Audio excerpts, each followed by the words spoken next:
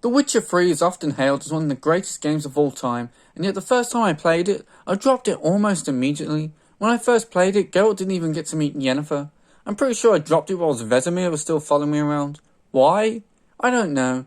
I guess I just found it boring. In fairness, it's clear that I didn't give the game a chance the first time I played it, but I think I just found the gameplay boring, and I think I was just overwhelmed by how big the scope of this game was. I was but a boy when I first played it, so I just wrote the game off as something that loads of people liked that I didn't enjoy. Now, in every possible video, I would like to remind you that I am an idiot. I don't know what made me replay this game.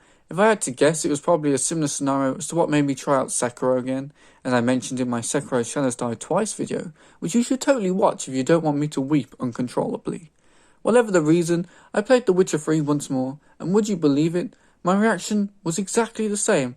I was once again overwhelmed by the game's scope, and once again disappointed by the gameplay. I could only watch Geralt spin around with a sword in his hand so many times before I get bored. But this time, I was resolute. I was going to beat this game, even if I hated it. I also had all the DLC, so this was even more of a tall order. But the more I played, the more my opinion changed. The more I started to enjoy the game. I realised that I didn't hate the gameplay. I just hated fighting the monsters. Humans and humanoid enemies were so much fun to fight, because the game was really graphic and flashy enough that it was just enjoyable watching Geralt sever a man's head from his body with just a flick of his sword. But the real strength of the gameplay was Gwent. Now, I'm not a man who plays many card games. In fact, I don't play any at all. But for whatever reason, I just got sucked into Gwent. Any opportunity to play, I did.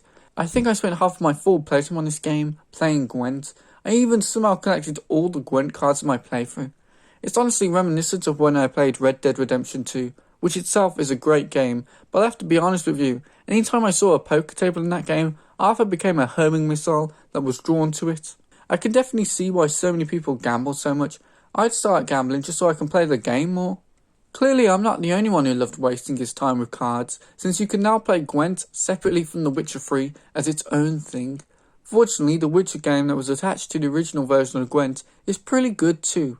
If I was lukewarm towards the gameplay of The Witcher 3, then its story and characters are where it truly shines, and are the elements of the game that have made it one of the most praised video games of all time. I knew nothing about The Witcher before The Witcher 3. I had not read any of the books, I had not played the previous two Witcher games, and the Netflix show had not yet released.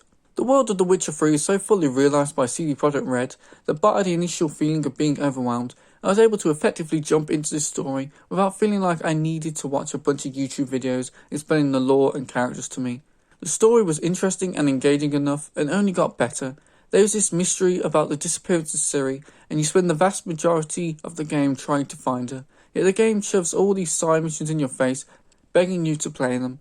Usually in video games, side missions suck. They're usually just an excuse to level up your character and to pad out the runtime so that you can't get mad at developers for the lack of content within the game. The Witcher 3's side content is probably the best side content I've ever seen in a video game, as it's one of the few times the game has ever been able to tantalise me into actually playing it.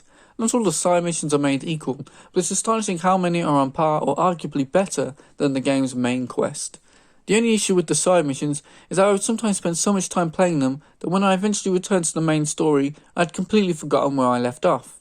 However, unlike with Netflix's The Witcher, where I forgot what happened in the previous episode that I literally watched 5 minutes prior, the game's dialogue is so well written that it reminds me of what's happening without feeling too expository. I don't feel like the game is stopping in place just to explain something to me that I'm never going to understand anyway. The voice acting for the characters is perfect. Doug Cockle is basically inseparable from Geralt at this point, and what a character to be remembered for voicing. In fact, all the characters in this game are just top tier. There's not a single one that springs to mind as being weak. Geralt is a strong, emotionless man, but every single player knows that's only half the story.